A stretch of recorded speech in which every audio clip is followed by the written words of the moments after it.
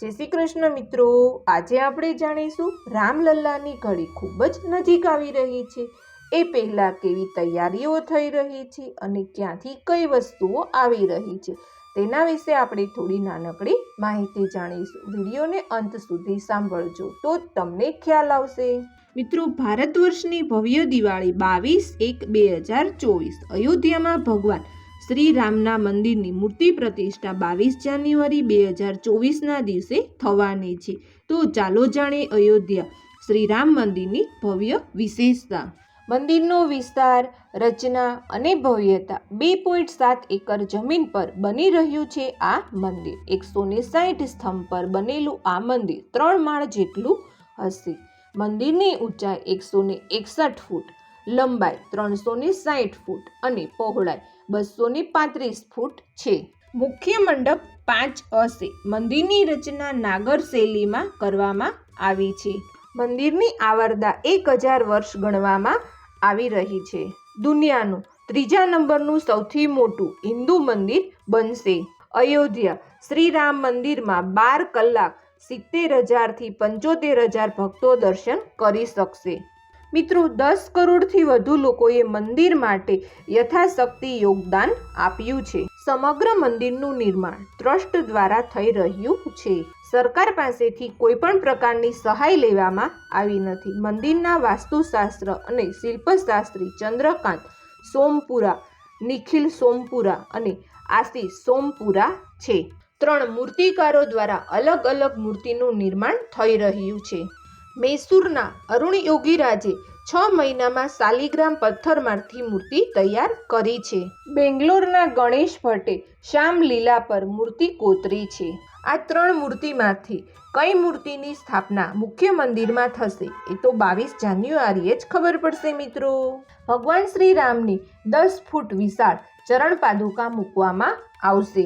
મિત્રો, શ્રીરામના ધનુષ બાણ સોના અને હીરા જડીથી બનશે। મંદિર પરિસરમાં ભગવાન વિષ્ણુના દશાવતાર પણ દર્શન થશે। જય શ્રી રામના જય દોષ સાથે સમગ્ર ભારતમાં દિવાળી જેવા ઉલ્લાસ સાથે શ્રી રામ મંદિરની મૂર્તિ પ્રતિષ્ઠા કરવામાં આવશે, એટલે કે ભારતની આ ભવ્ય દિવાળી હશે। મંદિરના પ્રાણ પ્રતિષ્ઠા ઉત્સવમાં 62,000 વિવિધ ક્ષેત્રના વિદ્વાનો, મહેમાનો અને આમંત્રણ આપવામાં આવશે, જેમાં 40,000 જેટલા સંતોનો પણ સમાવેશ થશે। 5 લાખ ગામડામાં 1 જાન્યુઆરીથી ઘરે ઘરે અક્ષત પ્રસાદ રૂપે આપવામાં આવશે।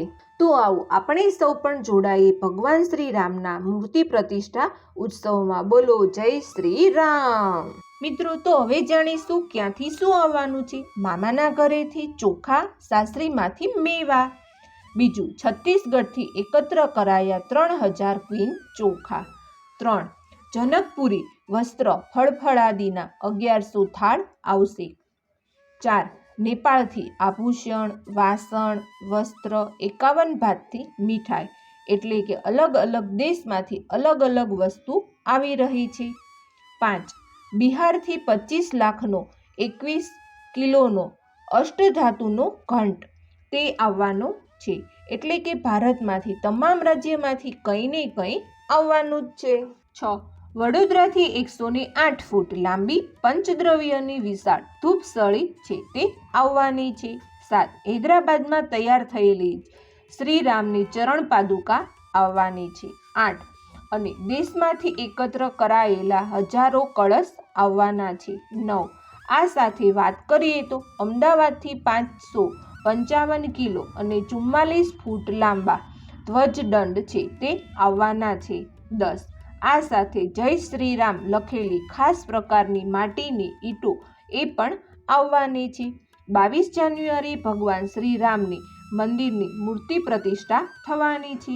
આ એટલી નાનકડી માહિતી। મિત્રો, મારો વિડીયો પસંદ આવ્યો હોય તો તેને લાઈક કરજો, શેર કરજો અને સબસ્ક્રાઈબ કરજો। કોમેન્ટ બોક્સમાં જરૂરથી જય શ્રી રામ લખજો।